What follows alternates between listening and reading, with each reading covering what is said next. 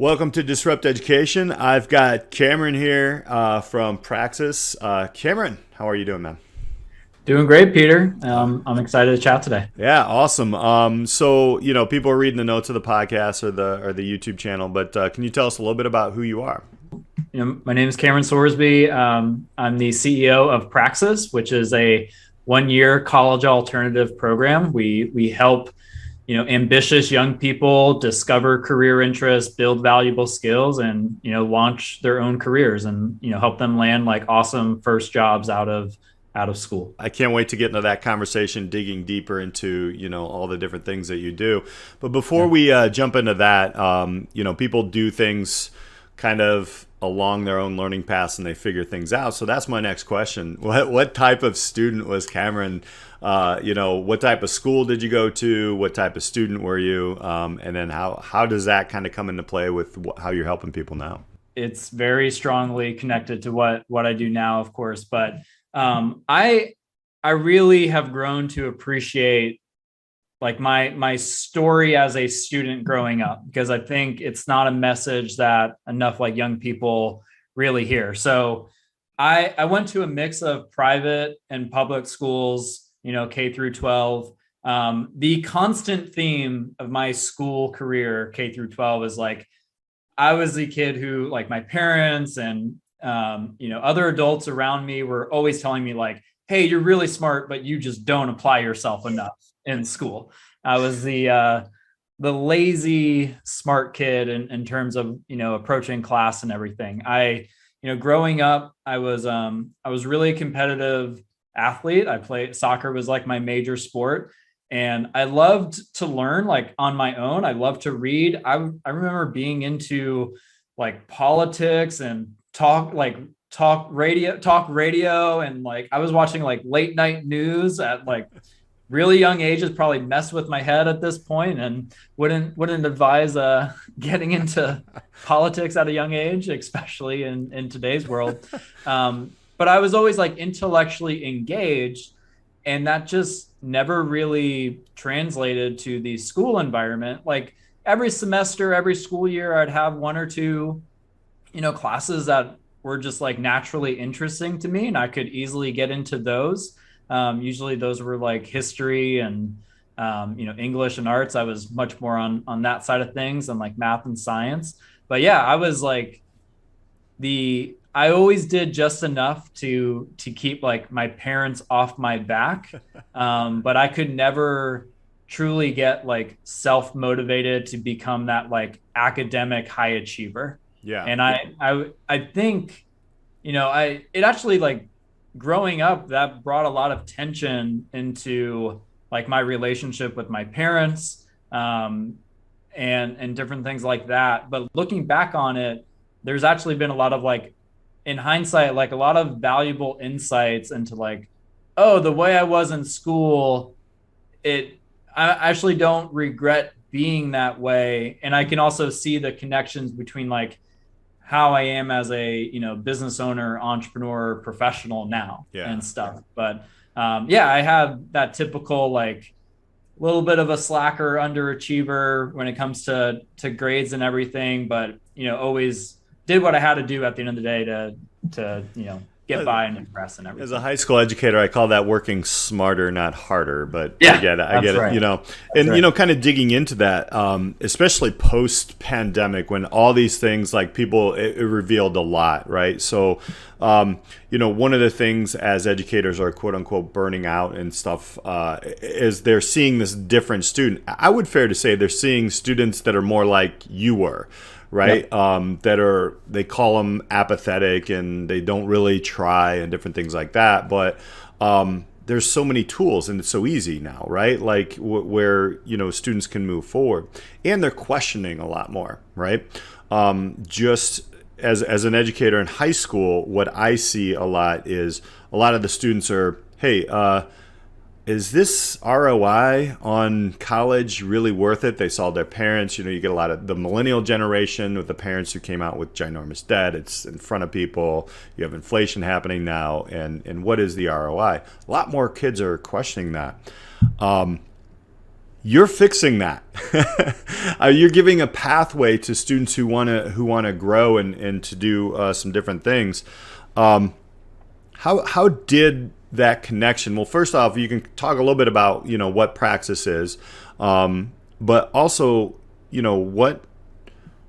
what are you seeing that's changed over, this isn't a new thing. You guys have been at this for a while, but like, what are some of the things that you've changed and learned even through the last 2 years of this crazy pandemic when it comes to, I mean, different routes? I don't like it, alternative routes, however you want to call it. But there's some incredible pathways that can happen here. And obviously we've had a lot of Praxis grads on the podcast, but so yeah, talk about like, how you are, what is Praxis, and then what is that pathway, and then the last 2 years, what have you learned? To start with, like, what Praxis is, like, at our core foundation, we want to help we're building a new, better bridge to becoming, for young adults who clearly have like potential to build a career, a successful career of their own. And that looks, different for different people and everything. But essentially we want to help take that like hardworking, high character young person who looks at college and it's like, that is not for me. And I would say the vast majority of our participants, like historically, they would be the exact types of young people who are just getting pushed more and more into, the college path. And, the trend that we saw before we started Praxis, it was just like really clear, like, you have these smart, ambitious young people, more and more, they were becoming dissatisfied with their college experience, not just from a cost perspective of, tuition is rising, year over year, but just kind of like being unfulfilled and bored by the college experience. And I think ultimately, it's been a like growing lack of confidence that college is that golden ticket that most, high school students have essentially been told from day one, like, you have to go to college in order to be successful.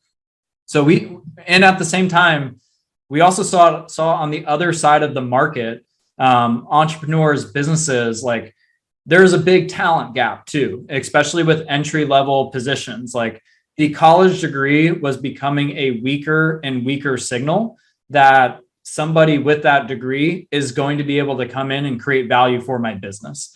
So we want to be that gap between, young talent, usually like it's not the prodigal, young people that are like, going to go on and be like the next Bill Gates and Steve Jobs, or, they know they want to become a lawyer and doctor, and they're kind of, really set on that, like very like clear, straightforward academic path to getting, their career started. We want to be working with those kinds of young people that, have a certain kind of like X factor, like, hey, I want to go figure out what I want to do for myself, rather than just thinking about like the only way I can discover what career path I want is by getting into the best school, picking the right major, and pre-planning the next 20 years of my life. Like young people that are not afraid to bet on themselves. And I think there's something really empowering about that. But anyway, like we want to, help people get their career started.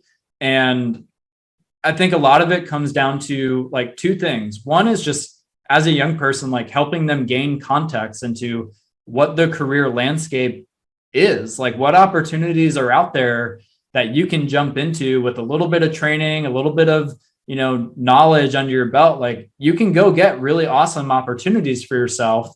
And then to be able to start to connect the dots between, hey, I'm starting to gain experience, I'm starting to learn some skills.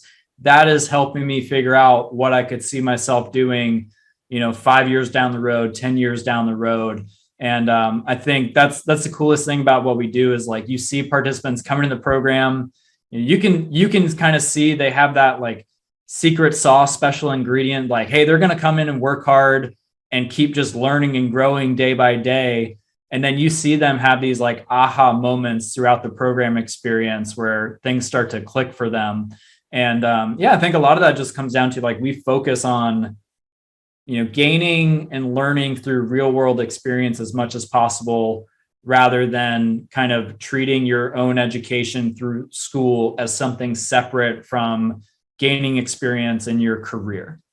That's exactly like bringing reality and academia together and then building it around who you are.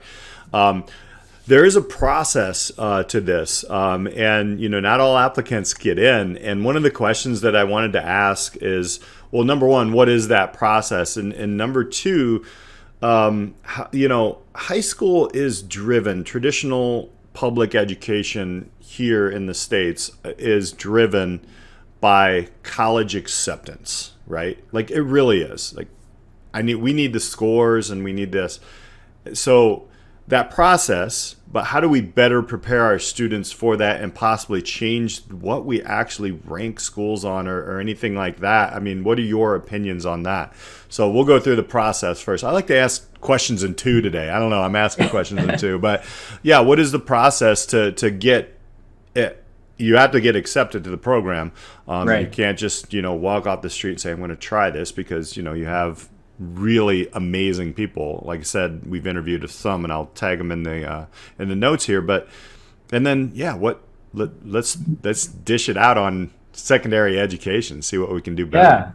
Yeah, for sure. So our process, our application process is both. It's very simple and straightforward, and it's also very thorough. So over the years running the program, we've developed a pretty strong idea of like, what are the indicators that someone can be successful in the program and stuff. But step by step, the application process, you can apply online.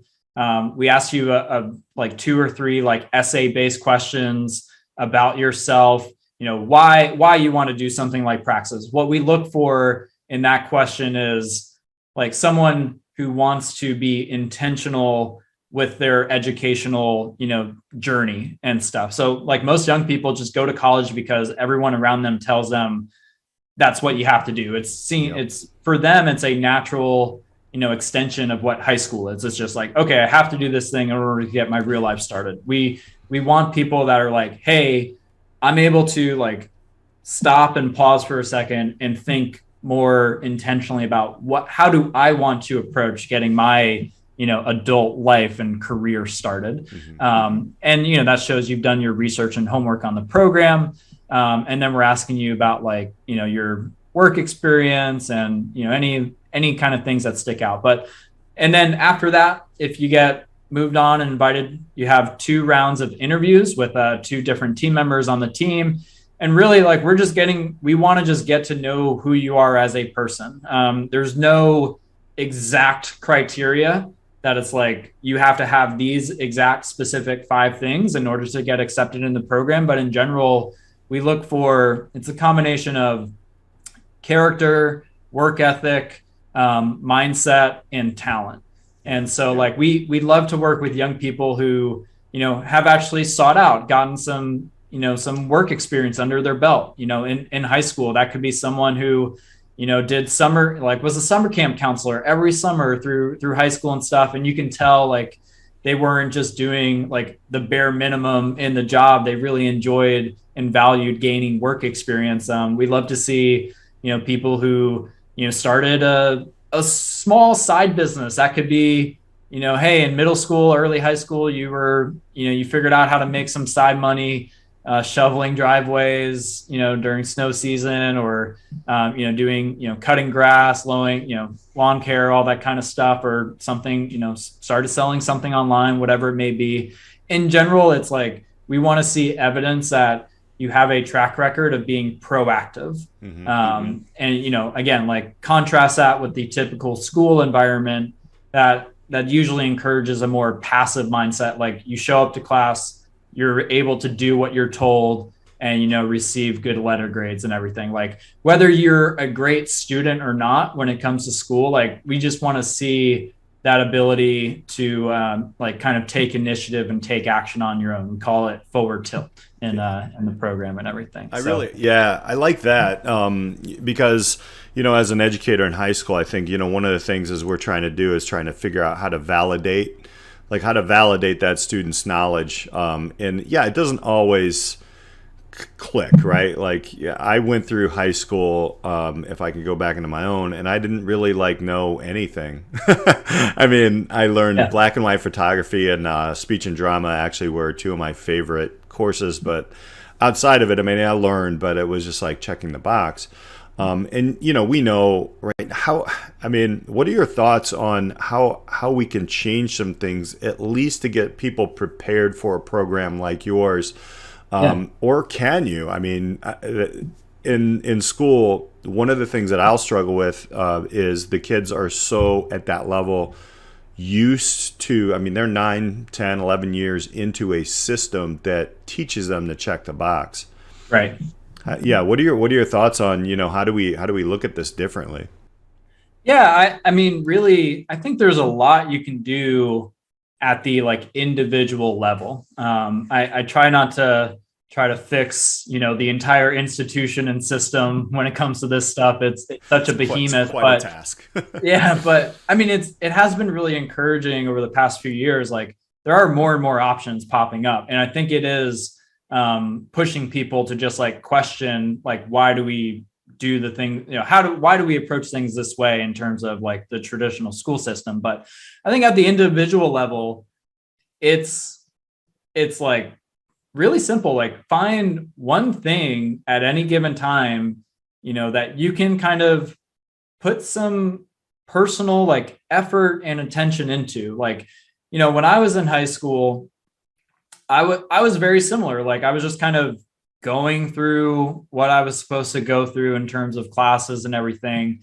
I was really thankful that I had sports as something that I did kind of take more responsibility in, because I was really competitive. I wanted to get better. I wanted to be like playing at the highest level.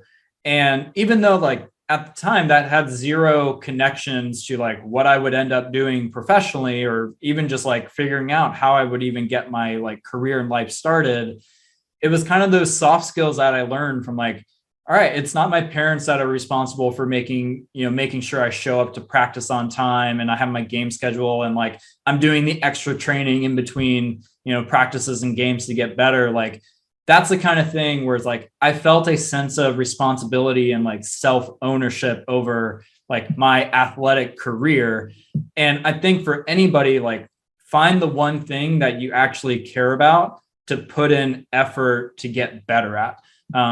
And I think that can be like going out and getting a job, after school or during summer or whatever it is. Like that teaches you a lot of maturity and responsibility. That can be, learning a skill that's of interest to you. That could be playing sports. That could be, doing dance, like whatever extracurricular. But make sure it's just something that you have a sense of like control and responsibility over, rather than you're doing things to please other people. Like you can go get a job after school only because like, your parents are forcing you to, and, it can be helpful, but it all depends on what your personal mindset is, with something like that. I think like we have more resources than ever to kind of take your own like personal learning journey into your own hands too. Like if you're interested in business, you don't have to rely on maybe having, 1 or 2 business or economics classes that might or may not be available in high school. Like there's hundreds of podcasts that are legitimately valuable. You can start listening to and, start a blog, like just figure out something that like you as an individual, like in high school, you actually get excited about, like, jumping into and kind of turning into like a personal development project of some kind. As you're speaking, I'm thinking about, so I'm a career internship educator. So we have classes in high school, which I love. Actually, the kids like it because they get to leave early, so like, and I didn't have this opportunity in my own school, but they're becoming more and more prevalent, CTE and all these things. We jumped from 2 courses actually to 6, but they only okayed 5 of them because politics and all that crud. But you can see that a lot of students are really understanding that, and that's something that is to me. I mean, my own son has a job. My daughter is 14 and wants a job, but we're trying to figure out, okay, here's how you promote and babysit and things like that.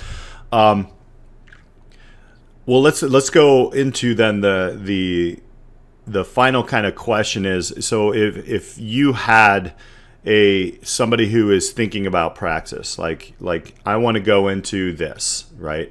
What advice, I mean, you just gave a bunch of advice, but what like one or two main pieces of advice would you give somebody who's about to graduate high school, or even like a junior or even a sophomore in high school, to start building now?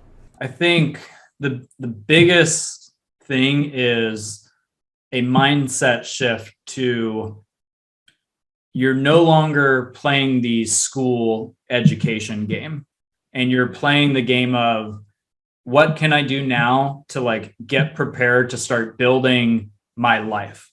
And that shifts everything towards like, what skills, what knowledge do you need to ultimately like live the life that you want to live? But, you can frame it in a number of different ways. Like, what skills, what knowledge do you need to gain in order to, figure out what you want to do career wise?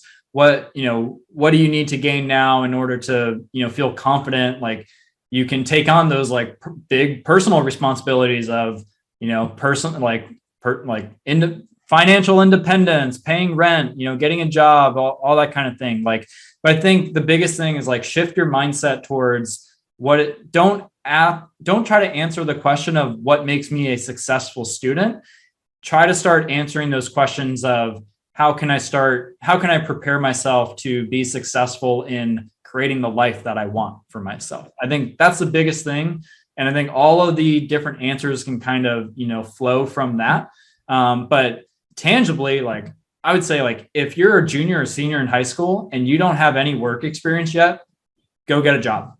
Go get a job. Go get the fast food job. Go get the hourly retail job. Go, be the coffee barista, whatever it is. Like, and the goal isn't to love that job for the sake of like what that job offers. It's to build confidence in your ability to like be able to create value in a real world, environment.